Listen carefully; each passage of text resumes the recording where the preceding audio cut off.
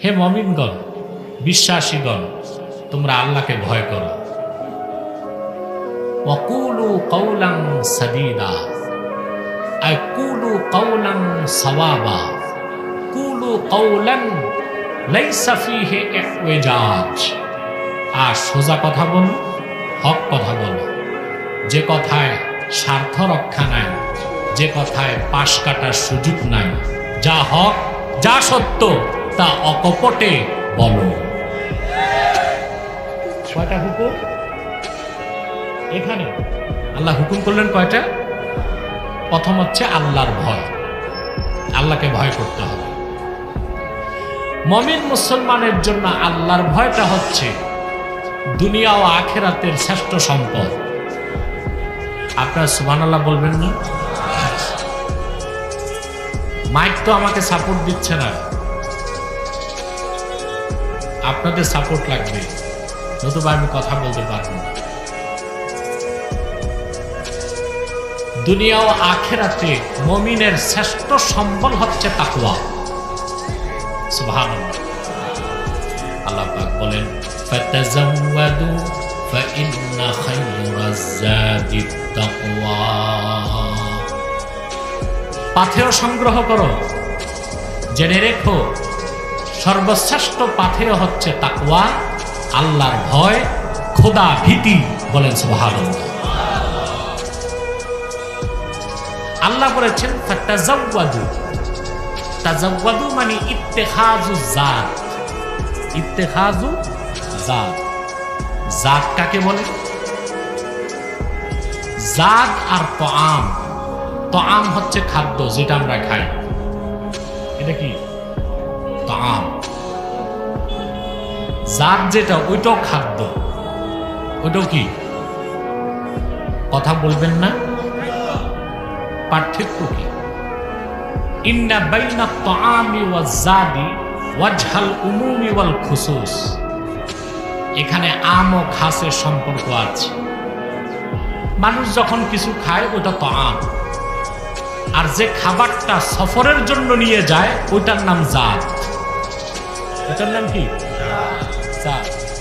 আল্লামা বদরুদ্দিন আইনি উমদাতুল কারিতে জাদের ব্যাখ্যায় লিখেন, আত-তাআমুল্লাযী উসতুসহিবা ইনদা সাফার। মানুষ যখন ঘর থেকে সফরে বের হয়, সঙ্গে যে খাদ্য সামগ্রী রাখে ওইটার নাম হচ্ছে জাত। ওটার নাম কি? আল্লাহ পাক বলেছেন ফাতাযাওয়াদু, তোমরা পাথেয় সংগ্রহ করো। মূলত আল্লাহ হুকুমটা করেছেন খাসভাবে হাজী সাহেবদেরকে, তাদেরকে। মানুষ যখন হজ করতে যায় সঙ্গে কিছু সম্বল নিয়ে যায়, ঠিক কিনা বলে? কি নিয়ে যায়? পাসপোর্ট, ভিসা, রিয়াল, টুপি, পোশাক, এহরাম, চাদর, কম্বল, এগুলো সাথে থাকে না? তা আল্লাহ হাজীদেরকে বলেছেন হজের সফরে যাবা, পাথেয় সংগ্রহ করো। তবে জেনে রেখো হাজিরা, ইন্না খায়রাজ যাদিত তাকওয়া, সর্বশ্রেষ্ঠ সম্বল হচ্ছে তোমাদের তাকওয়া। হুকুমটা হাজীদের জন্য খাস, বাকিদের জন্য আম। কারণ আমরা প্রত্যেকেই কিন্তু সফরে আছি। আরে ভাই, আমি তো কবরস্থানে না, মাহফিলে। তো আওয়াজ নেই কেন তোমাদের? আমরা কিসে আছি? সফরে, ট্রাভেলিং, আমরা ভ্রমণে আছি। আমরা এসেছি, আমাদের অবস্থান ছিল আলমে আরওয়াহে, আত্মার জগতে। সেখান থেকে আমাদের অস্তিত্ব মুনতাকিল হয়েছে, স্থানান্তরিত হয়ে এসেছে পৃথিবীতে। এই জায়গার নাম আলমে আসবাব। এখান থেকে মৃত্যুর পরে আমাদের চলে যেতে হবে আরেকটা স্টেশনে, তার নাম আলমে বারজাখ।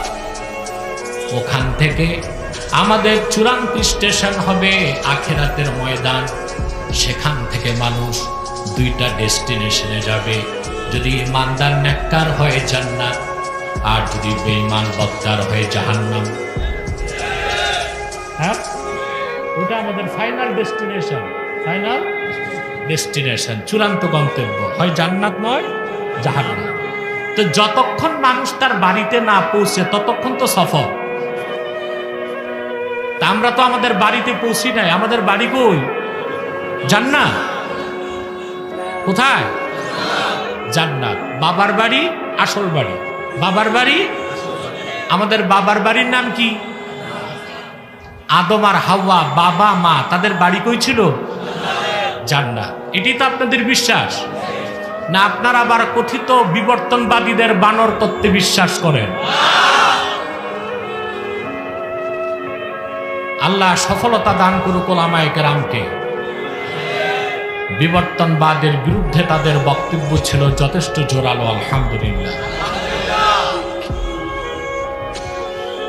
আমি আগেও বলেছি, আজও বলি, এই দেশের যারা ইসলামিস্ট, ইসলামপন্থী, তারা বিজ্ঞান শিক্ষার বিরোধী নয়। বিজ্ঞানের নামে মানুষকে পাঠ্য বইতে নাস্তিক্যবাদ ও হিন্দুত্ববাদ শিখানো হবে, তা বাংলার 14 কোটি মুসলমান বরদাস্ত করে নিবে না। মাইকে ডিস্টার্ব, ফ্যান বন্ধ করে।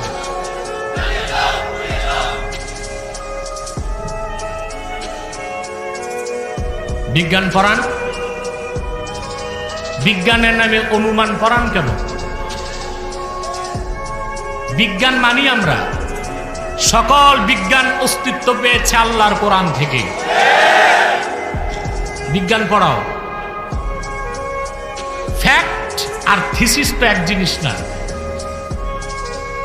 ফ্যাক্ট হচ্ছে যেটা সায়েন্টিফিক ফ্যাক্ট, বৈজ্ঞানিক প্রমাণিত বিষয়।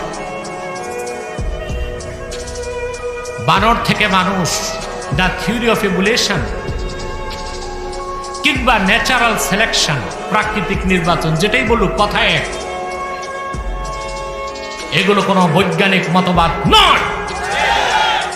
এই পৃথিবীতে ধর্মের বিরুদ্ধে যাদের লড়াই, সেই কমিউনিস্ট, সমাজবাদী, নাস্তিকরা এই মতবাদকে সারা বিশ্বে ছড়িয়ে মানুষকে এথিস্ট বানাতে চায়, নাস্তিক বানাতে চায়।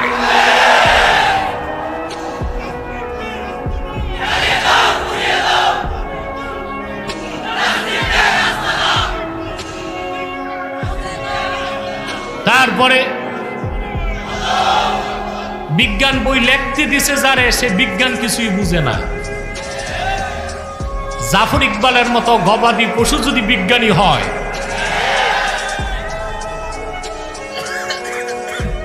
তাহলে জোকার হবে কে?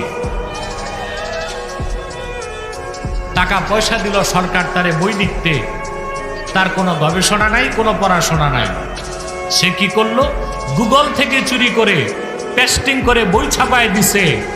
গুগল চোর কখনো বিজ্ঞানী হতে পারে না।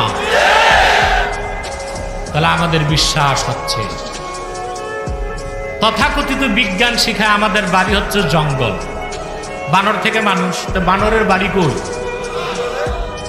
আর কোরআন শরীফ বলে দ্য অরিজিন অফ ম্যান, মানুষের আদি উৎস হচ্ছে জান্নাত। তো মানুষ ও মানবতাকে সমুন্নত করেছে কোরআন, আর মানুষ ও মানবতাকে গুলণ্ঠিত করেছে বিজ্ঞান। বানর থেকে মানুষ এলে মানুষের উৎস কি? জঙ্গল। আর কোরআন বলতেছে মানুষের উৎস কোত্থেকে?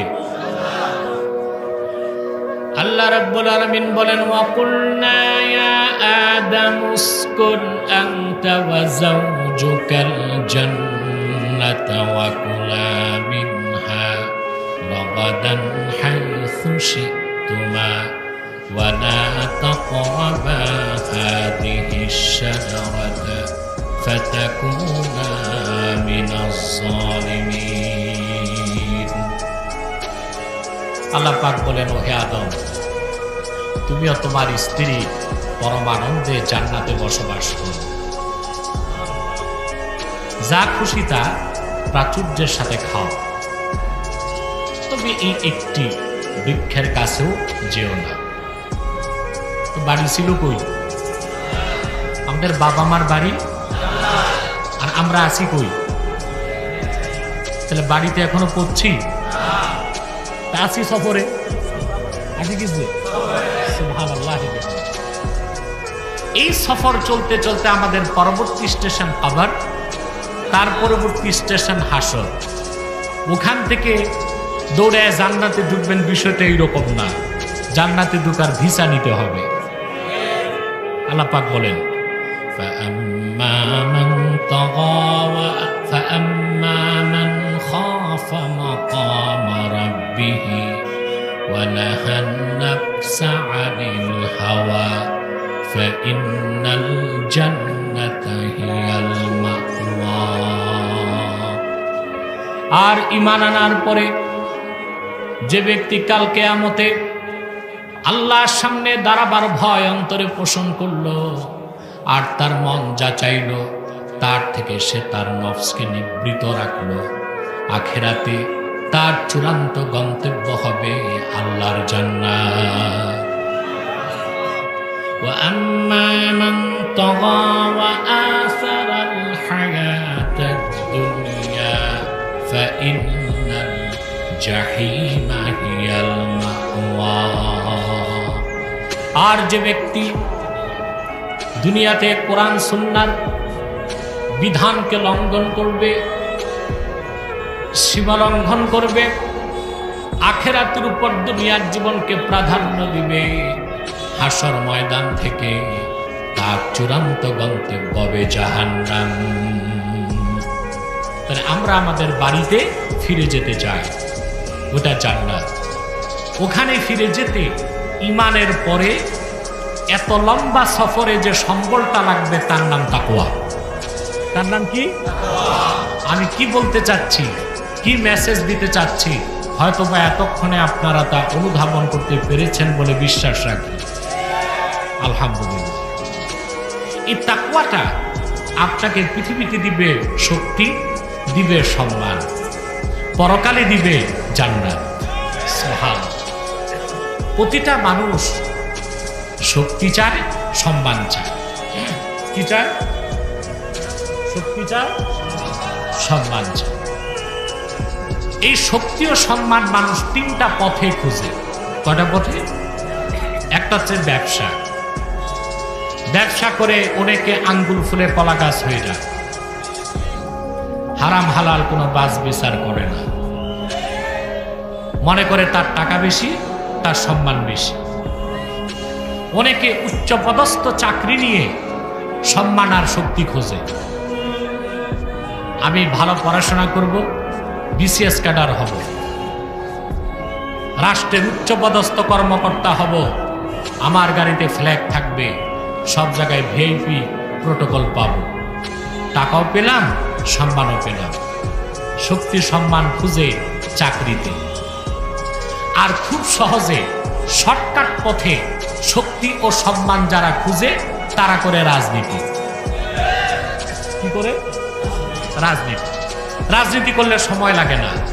নেতা, পাতি নেতা, সাথী নেতা, উপনেতা, তারপরে নেতা।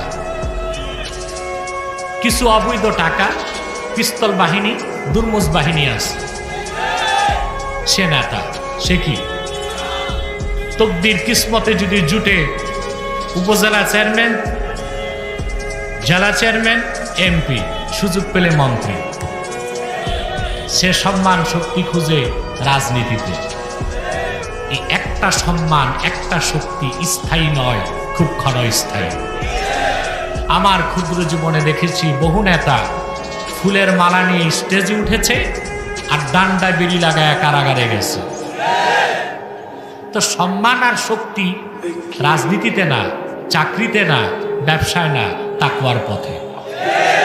এটা কার কথা?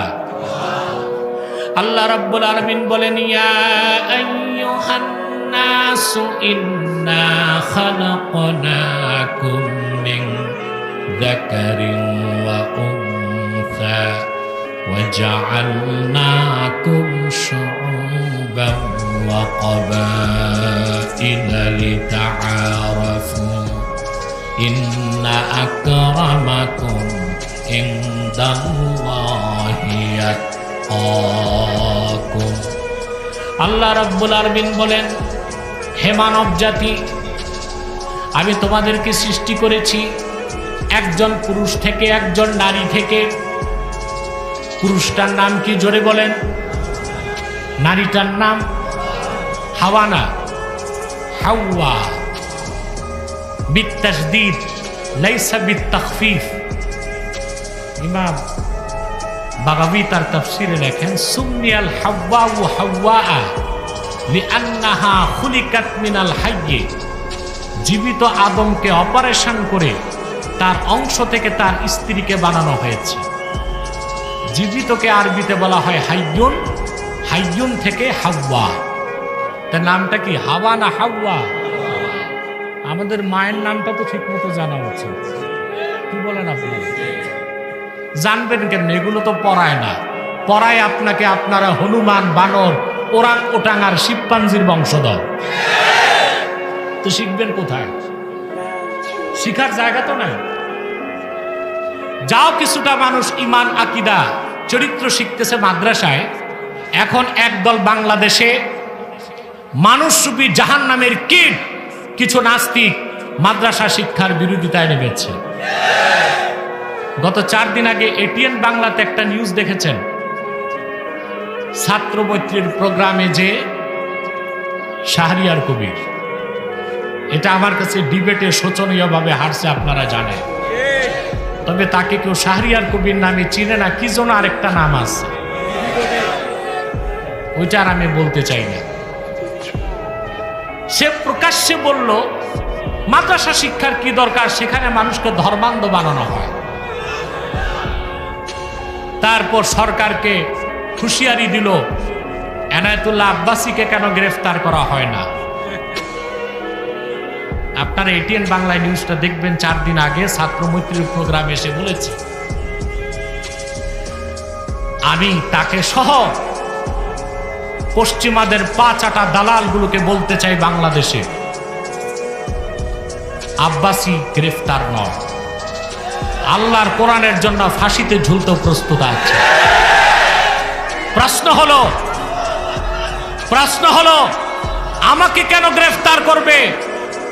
আমার জন্মই তো স্বাধীনতার বহু বছর পরে, কিন্তু 1971 সালে তুমি শাহরিয়ার কবির পাকিস্তানি হানাদার বাহিনীকে মুরগি সাপ্লাই দিয়েছ। তুমিও যুদ্ধাপরাধী, তোমার বিচার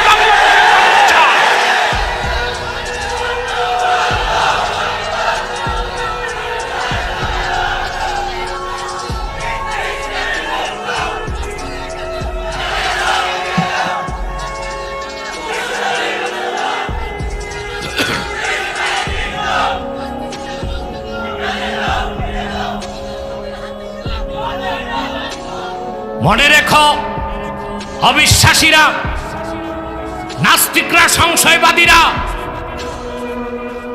কতজনকে গ্রেফতার করবার, ফাঁসি দিয়া ময়দান খালি করতে চাও। এই ময়দান উর্বর ময়দান। 360 আউলিয়া মেহনত করেছেন এই বাংলাদেশে। এই দেশে শুয়ে আছেন শাহজালাল, শাহ ফারহান, শাহ মখদুম, শাহ কারামত আলী জনপুরি, ইসলামী মুসলিম সাধক, আউলিয়া কেরাম, দ্বীনের কর্মী, দ্বীনের ঝান্ডাবাহীদের রক্ত আর ঘামের বিনিময়ে যে বাংলায় ইসলাম প্রতিষ্ঠিত হয়েছে, একের পর এক মানুষ শাহাদাতকে বরণ করে নিবে। ইসলাম ও মুসলমানের বিরুদ্ধে একটি চক্রান্তকে বরদাস্ত করে নিবে না বাংলাদেশ, ইনশাআল্লাহ।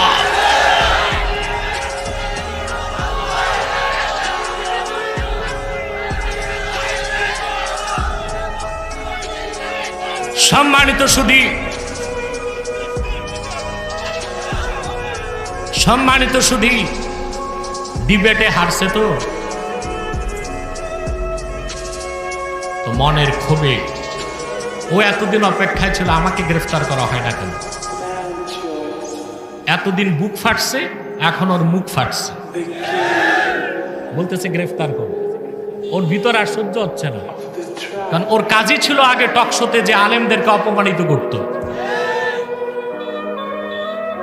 কিন্তু ও আগে সিপাহী দেখছে, দারোগা দেখে না, ঠিক কিনা? ভাবছে সব আলেমরাই সহজ সরল, কিছু আলেমের ঘাড়ের রক যে টেরাও আছে, এটা সেটা আর পায় না। ঠিক কিনা কথা বলেন? তাহলে বলছিলাম সম্মান আর শক্তি দিবে তাকওয়া, এটি আমাদের শ্রেষ্ঠ সম্বল। আল্লাহ বলেছেন, আমি তোমাদেরকে সৃষ্টি করেছি একজন পুরুষ থেকে, একজন নারী থেকে, অতঃপর বিভিন্ন সম্প্রদায়ে গোত্রে তোমাদেরকে বিন্যস্ত করেছি। ইন্না আকরামাকুম ইনদাল্লাহি আতকাকুম, নিশ্চয় তোমাদের মধ্যে আল্লাহর নিকট সে সবচেয়ে সম্মানিত, যার অন্তরে আল্লাহর ভয় বেশি আছে। তাকওয়া যার বেশি, তার সম্মান বেশি। কার কাছে? ওই সম্মানটা স্থায়ী, ওই সম্মানটা। আরেকটা হচ্ছে শক্তি। আরেকটা কি? মানুষ চারটা জিনিসে শক্তি খোঁজে, এটাকে আমি বলি 4M। কি? 4M সূত্র। 4M কি? একটা হচ্ছে মাসাল, পেশি শক্তি। আরেকটা হচ্ছে মিডিয়া, আরেকটা হচ্ছে মানি, আরেকটা হচ্ছে ম্যান্ডেট।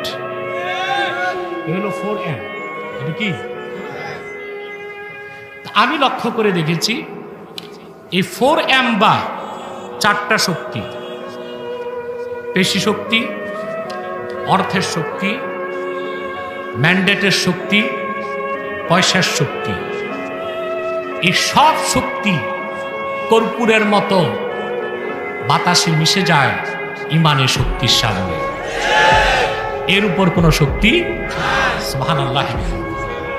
দেখলেন না, প্রবল ক্ষমতা নিয়ে আমেরিকা আফগানিস্তানে এসে 19 বছরে মোল্লাদের কাছে জন্মের মাইর খাইল। মোল্লাদের কাছে কি ছিল? পাগড়ি, জানামাজ আর পুরানকালের কিছু AK-47। কথা বল। আর তার কাছে কি ছিল? 4M। ওর মাসাল, ওর পাওয়ার কতটুকু? পৃথিবীর সুপার পাওয়ার, তার ক্ষমতা আপনি চিন্তা করতে পারবেন না। তার কাছে অ্যাটম বোমাই আছে 5,500। কত? পৃথিবীর সবচেয়ে বেশি ফাইটার তার কাছে, পৃথিবীর সবচেয়ে বেশি রণতরী তার কাছে। ওর অর্থের পরিমাণ জানেন? আমেরিকা, ওর রিজার্ভ হচ্ছে $21 ট্রিলিয়ন। কত? বিলিয়ন না, ট্রিলিয়ন। 1000 বিলিয়নে 1 ট্রিলিয়ন। এরকম তার $21 ট্রিলিয়ন হচ্ছে রিজার্ভ। ওর মাসেল আছে, ওর মানি আছে, তারপরে ওর মিডিয়া আছে। আল জাজিরা ছাড়া যত মিডিয়া সব ওর হাতে। তারপর ম্যান্ডেট আছে। ম্যান্ডেট হচ্ছে জাতিসংঘ, ওইটা ওর বাড়িতে, ওটা ওর বাড়িতে। জাতিসংঘ, ওইটাকে আমি জাতিসংঘ বলি না, আমি বলি এটা ইউনাইটেড নেশন না, এটা হচ্ছে খ্রিস্টিয়ান ক্লাব। এটা খ্রিস্টানদের একটা ক্লাব, খ্রিস্টানদের। যুক্তরাষ্ট্র যখনই পৃথিবীর সার্বভৌম রাষ্ট্রগুলোতে অন্যায়ভাবে আঘাত করেছে, সিরিয়াতে, লিবিয়াতে, ইরাকে, আফগানে, তার প্রত্যেকটি সন্ত্রাসী যুদ্ধকে লাইসেন্স দিয়েছে তথাকথিত জাতিসংঘ। এটা কি জাতিসংঘ না খ্রিস্টান ক্লাব? ওর কাছে সব আছে, মানি, মিডিয়া, ম্যান্ডেট, মাসাল। তারপর মোল্লাদের কাছে যায় মাইর খাইল কেন? মোল্লাদের শক্তি হচ্ছে স্পিরিচুয়াল পাওয়ার। ওদের সিনার শক্তির সামনে কোনো পরাশক্তি টিকতে পারে না। ওই শক্তিটা আসে আল্লাহর কাছ থেকে ইমানের সাথে, যখন তাকওয়া থাকে। সুবহানাল্লাহ। তাহলে আমরা শক্তি পাবো কিসে? তাকওয়ায়। কিসে? কিসে? সেজন্য আল্লাহর হাবিব ইরশাদ করেছেন, মান আহাব্বা আইয়াকুনা আকরামান নাস ফালিয়াত্তাকিল্লাহ ওয়া মান আহাব্বা আইয়াকুনা আশাদ্দান নাস ফালিয়াতাওয়াক্কাল আলাল্লাহ। তোমাদের মধ্যে যে ব্যক্তি রেসপেক্টেড হতে চায়, সম্মানিত হতে চায়, সেজন্য আল্লাহকে ভয় করে। আর তোমাদের মধ্যে কোনো ব্যক্তি যদি শক্তিশালী হতে চায়, সেজন্য মহান আল্লাহর উপর ভরসা রাখে। আপনি যদি তাকওয়ার সম্বলটা অর্জন করতে পারেন, আপনি পৃথিবীতে পাবেন সম্মান, পৃথিবীতে পাবেন শক্তি, পরকালে কি পাবেন? লজ্জা লাগে বলতে, কি পাবেন?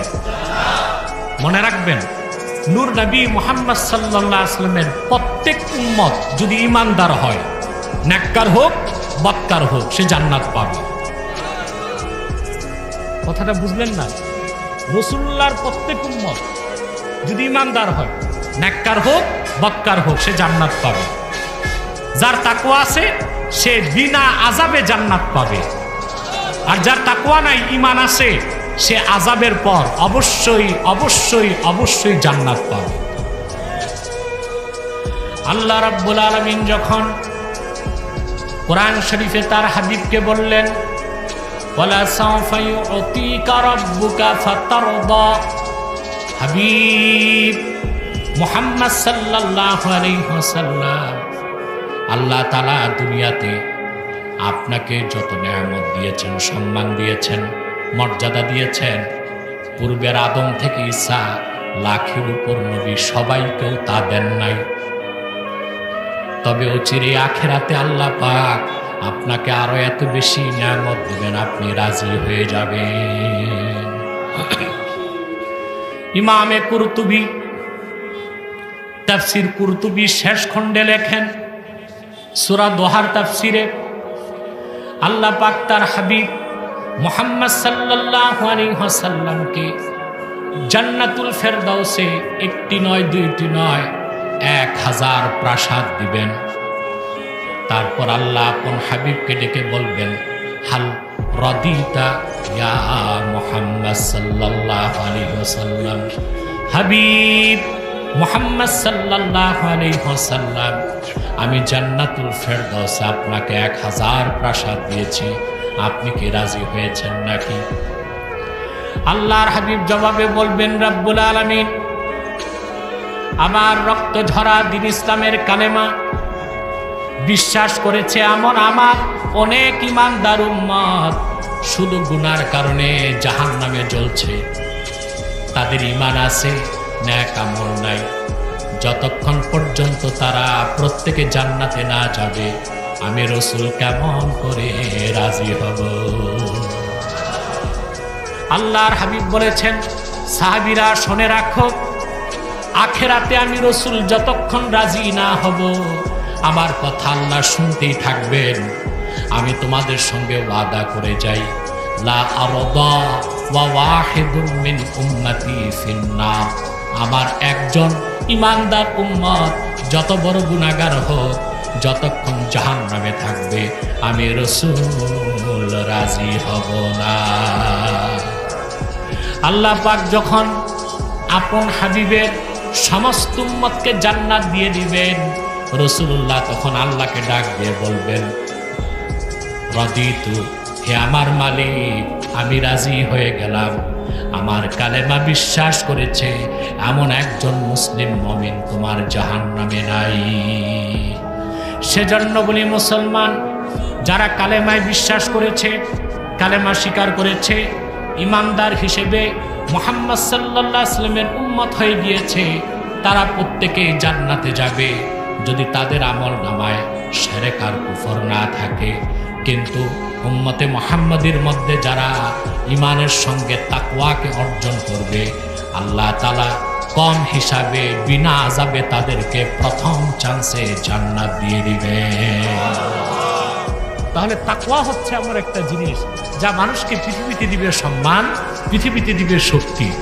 আমরা যদি ঈমানের সাথে তাকওয়া অর্জন করতে পারি, তো কিসের সুপার পাওয়ার, কিসের পরাশক্তি?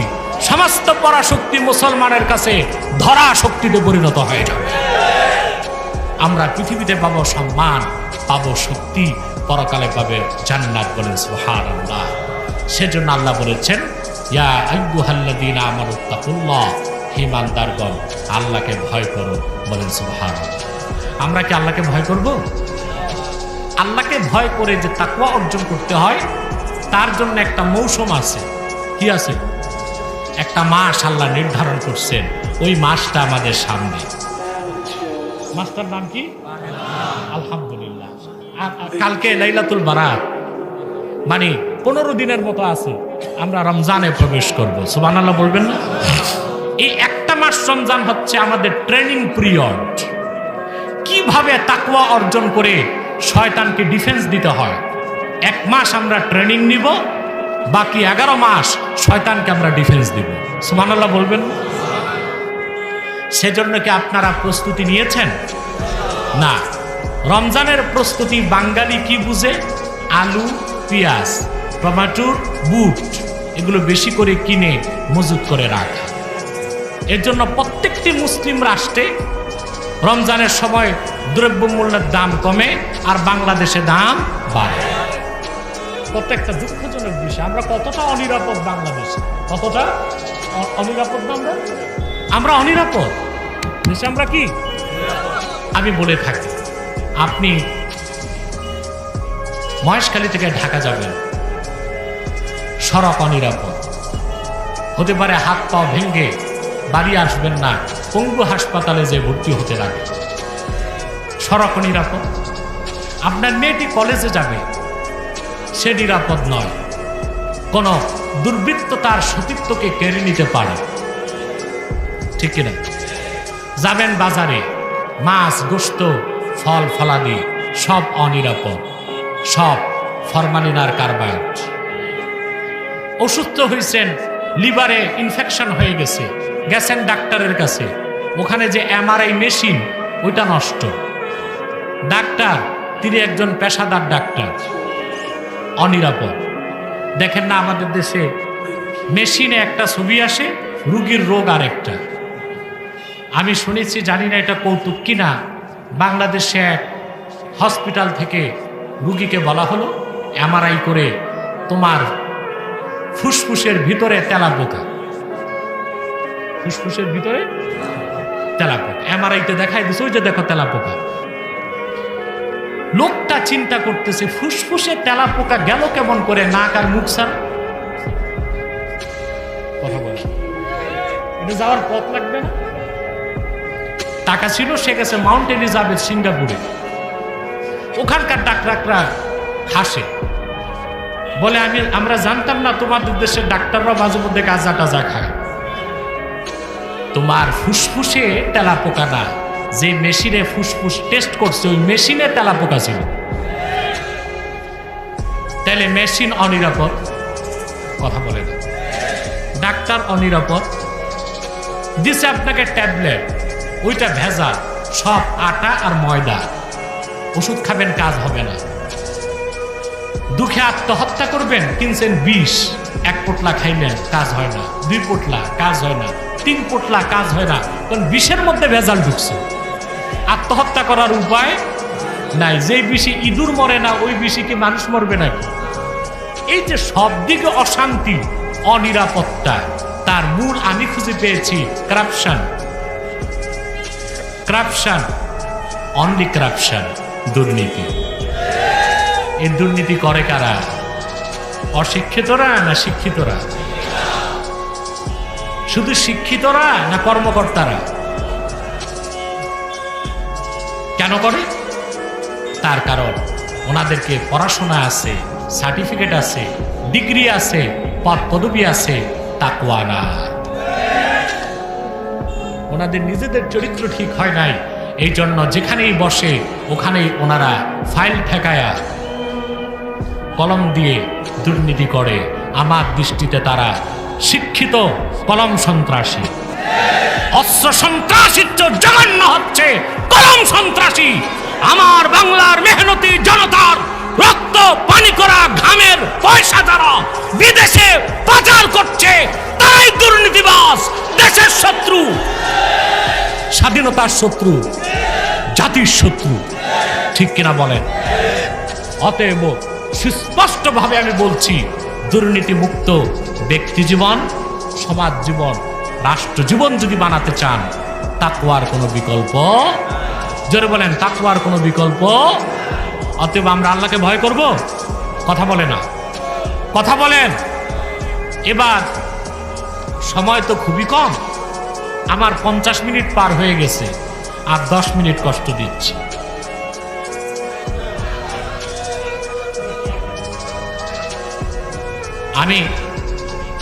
আমি আসবো ইনশাল্লাহ রাতের বেলা, এসে আপনাদের এলাকায় বেড়াবো, প্রচুর সময় দেবো ইনশাল্লাহ, চিন্তা করবেন না। আরেকটা কথা মনে রাখবেন, ঘন্টার পর ঘন্টা ওয়াজ না শুনে 1 ঘন্টার ওয়াজ যথেষ্ট যদি ওয়াজ হয়, আর 2-4 ঘন্টা শুনলেন ওয়াজ নাই আওয়াজ আছে, কাজ হবে? আমরা কি আওয়াজ শুনবো না ওয়াজ শুনবো? ওয়াজ হয়ে গেছে 50 মিনিট, আর কিছু কথা বাকি। আল্লাহর দ্বিতীয় নির্দেশ, ওয়াকুলু কাওলান সাদীদা, সত্য কথা বলো, হক কথা বলো। সুবহানাল্লাহ। কি কথা? সত্য কথা। আমার দেশের নাস্তিকরা কথায় কথায় বলে বাক স্বাধীনতা, কি বলে? আর মুক্ত চিন্তা, এটার নাম দিয়েছে দ্য ফ্রিডম অফ এক্সপ্রেশন। কি নাম দিয়েছে? Freedom of expression.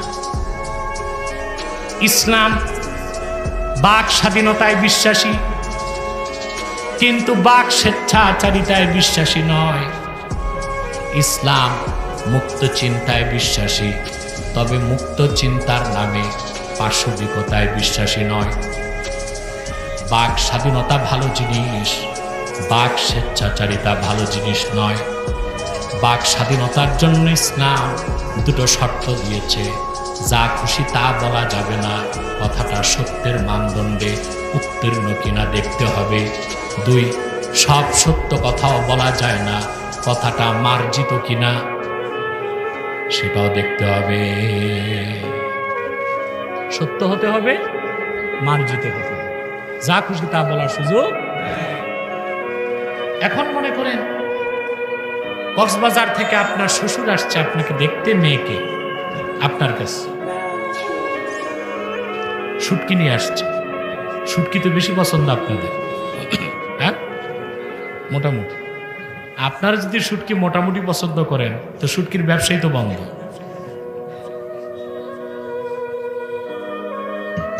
কিন্তু এই ছুরি মাছের শুটকি অনেক দাম রাখেন আপনারা, ঠিক কিনা? ঢাকার মানুষের কিনাও তো মুশকিল, অনেক টাকা, 6-7 হাজার টাকা হয় বড় একটা, নাকি? তো শুটকি নিয়ে আসছে আপনার শ্বশুর, আপনি শ্বশুরকে দেখেই বললেন, আসসালামু আলাইকুম দুলাভাই, কেমন আছে?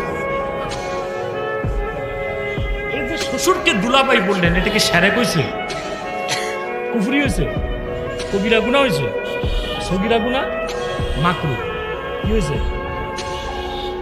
আপনি শ্বশুরকে আর যাই বলেন দুলাভাই বলতে পারেন না, আর মন চাইলেও বললেন। এটা বাক স্বাধীনতা নয়, বাক স্বেচ্ছাচারিতা। এবার আসেন মুক্ত চিন্তা। আপনি ঢাকা বিশ্ববিদ্যালয়ের ছাত্র, বুঝলেন? আপনার প্রফেসর আপনাকে রাষ্ট্রবিজ্ঞান পড়ায়, দর্শন পড়ায়, ওখানেই শেখানো হয় ফ্রিডম অফ এক্সপ্রেশন, মুক্ত চিন্তা, বাক স্বাধীনতা। এখন ঘটনাচক্রে আপনি আপনার প্রফেসরের স্ত্রীকে দেখছেন, সুন্দরী, কম বয়সী। এখন মুক্ত চিন্তা মানে যা মন চায় তাই বলবো। তা আপনি দরখাস্ত করছেন শিক্ষককে, শিক্ষক মহোদয়, আপনার পরমা সুন্দরী স্ত্রীকে আমার প্রচন্ড পছন্দ হয়েছে, তাকে আপনি ডিভোর্স দিয়ে আমার কাছে হস্তান্তর করে বাধিত করিবেন। আপনার শিক্ষক মুক্ত চিন্তা যে পড়ায়, দরখাস্ত রিসিভ করবে না জুতা হাতে নিবে? আপনি যদি বলেন, স্যার এটা তো মুক্ত চিন্তা, আমার মন চাইছে আপনার বউকে পছন্দ লাগছে, আমি বললাম, দেওয়া না দেওয়া তো আপনার বিষয়। তাহলে মুক্ত চিন্তা বুঝলেন? এটা মুক্ত চিন্তা না পাশবিকতা? ইসলাম বাক স্বাধীনতায় বিশ্বাসী। আল্লাহ বলেছেন, ওয়াকুলু কাওলান সাদীদা, সত্য কথা বলো, হক কথা বলো। সুবহানাল্লাহ বলেন। আমরা আজকের এই মাহফিল থেকে আল্লাহ তাআলা নির্দেশিত 2টা হুকুম শুনলাম, একটা তাকওয়া আর একটা কি? হক কথা বলা। আমরা আমল করব তো, ব্যক্তি জীবনে, সমাজ জীবনে, রাষ্ট্র জীবনে। আমরা যদি দুইটা হুকুম মানতে পারতাম, আমাদের সমাজ ও রাষ্ট্রের চেহারা পাল্টে যেত। তাকওয়া ভিত্তিক জীবন যদি গঠন করতাম, আমাদের অফিসাররা আর ঘুষ খাইতো না, দুর্নীতি করতো না, তাতে দেশের সমস্ত সমস্যাগুলো দূর হয়ে যেত, ঠিক কিনা বলেন? আর আমার দেশে যদি হক কথা বলতো সব আলেম আর ইমাম সাহেব, তাহলে বহু আগেই বাংলাদেশে আল্লাহর কোরআনের হুকুমত কায়েম করা সম্ভব হতো। একজন ইমাম একটি মসজিদে প্রত্যেক জুমায় 1 ঘন্টা বয়ান করে। কয় ঘন্টা? বছরে সে তার মহল্লার মানুষকে 52 ঘন্টা ওয়াজ শোনায়। কত ঘন্টা? একজন ইমানদার ইমাম সাহেব আল্লাহর ভয় অন্তরে পোষণ করে যদি বছরে 52 ঘন্টা কোরআন হাদিস থেকে সব মৌলিক কথা বলতেন, তাহলে সেই মহল্লায় দ্বিতীয় আর কোনো মাহফিলের দরকার হয় কিনা বলেন?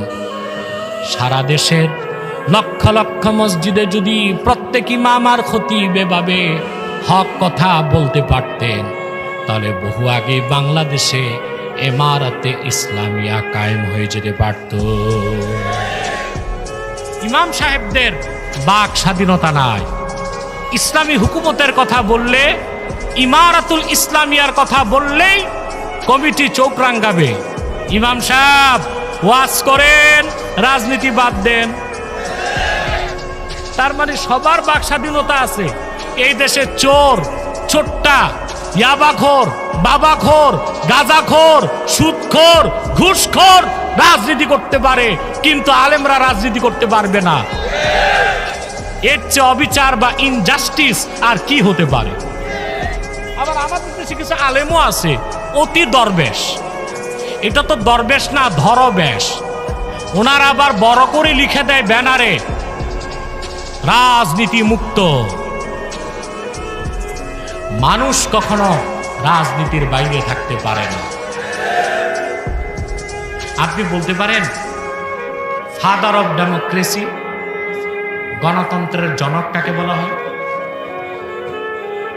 কিসের আব্রাহাম? ওর 14 গোষ্ঠী জন্মের আগে গণতন্ত্রের ফর্মুলা দিয়েছে অ্যারিস্টটল। অ্যারিস্টটল, তার ওস্তাদ ছিল প্লেটো। যিশু খ্রিস্টের জন্মেরও কয়েকশো বছর আগে গ্রিসের অ্যাথেন্সে অ্যারিস্টটল প্রথম গণতন্ত্রের উপর বই লিখেছে। অ্যারিস্টটল লিখছে যেটা, ওটার নাম দ্য পলিটিক্স। আর গণতন্ত্রের উপর তার ওস্তাদ যেটা লেখছে প্লেটো, ওইটার নাম দ্য রিপাবলিকান। পৃথিবীর প্রথম গণতন্ত্রের উপর লেখা বই। সেই অ্যারিস্টটল নিজে তার বইতে লিখেছে রাজনীতি থেকে 2টা জাতি দূরে থাকতে পারে, এক দেবদেবী, আরেক পশু পাখি। অ্যারিস্টটলের কথাকে আমি মডিফাই করছি। সে তো মোশেক ছিল, দেবদেবী বিশ্বাস করত। দেবদেবী বলতে তো কিছু নাই। আমি এটাকে সংস্কার করে বলি, রাজনীতি থেকে দূরে থাকবে 2টা জাতি, ফেরেশতা আর পশু পাখি। এখন যারা আলেম ওলামা পীর মাশায়েখ রাজনীতি থেকে দূরে থাক এই কথা বলে, তারা আলেম ওলামাকে কি মনে করে, পশু পাখি না ফেরেশতা? কথা বলে। তাহলে প্রত্যেক মানুষের যদি রাজনীতি করার অধিকার থাকে, কোরআন সুন্নাহর রাজনীতি করা যেখানে ফরজ, আলেম ওলামার সে কথা বলার অধিকার আছে। কিন্তু ইমামরা বলতে পারে, কারণ বাক স্বাধীনতা নাই। কিন্তু আল্লাহর নির্দেশ কুলু কওলান সাদীদা। আমি মুনাজাত